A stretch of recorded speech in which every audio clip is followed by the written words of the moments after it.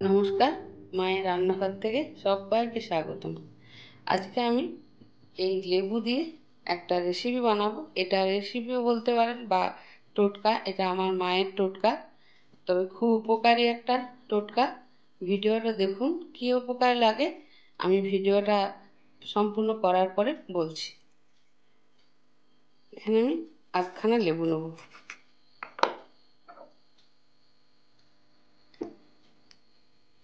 এই লেবুটার যে পরিমাণ, এই লেবু এইরকমই একটু লেবু নিতে হবে, এর থেকে বেশি ভালো লাগবে না।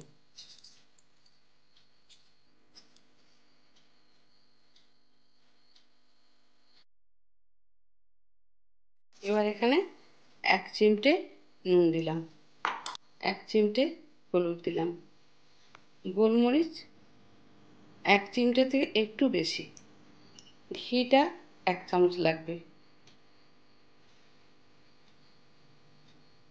গ্যাসটা জ্বেলে নিচ্ছি,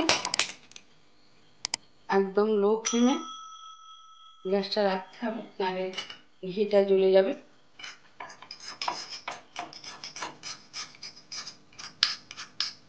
যখন ঘিটা পুড়ে আসবে তখন খুব সুন্দর একটা গন্ধ ছাড়ে।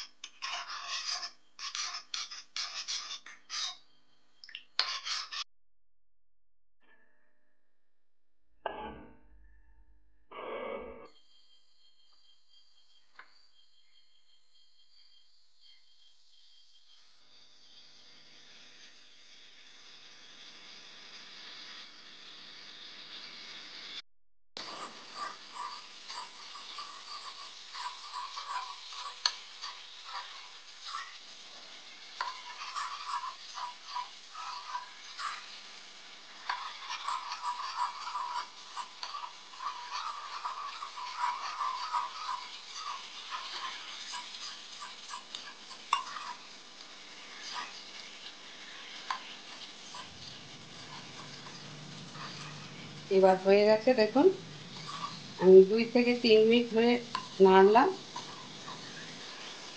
ছানা কাটা হয়ে গেছে। লেবুর রস, গোলমরিচ, হলুদ যেগুলো দিয়েছিলাম উপকরণ হয়ে গেছে। আচ্ছা, এইবার আমি বলি, এইটা একদম সকালে উঠে এই গরম করে আপনি করেও রেখে দিতে পারেন। করে রেখে একটা কৌটো বা বাটিতে ঢাকা দিয়ে রেখে দেবেন। যখনই খাওয়াবেন কোনো বাচ্চা বা বয়স্ক যে কোনো মানুষের খুব সর্দি শক্ত হয়ে বসে গেছে, সেই সর্দিও আপনার তুলতে সাহায্য করবে। এটা করে দেখবেন, খুবই উপকৃত হবেন। এটা আমার মা বা দিদিমার কাছে শেখা।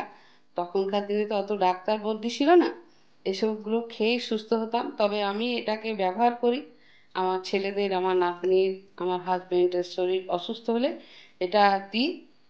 তবে আমি খুব উপকৃত পেয়েছি, আশা করি আপনারাও উপকৃত হবেন। তো ভিডিওটা কেমন লাগলো ছোট্ট করে একটা কমেন্ট করবেন।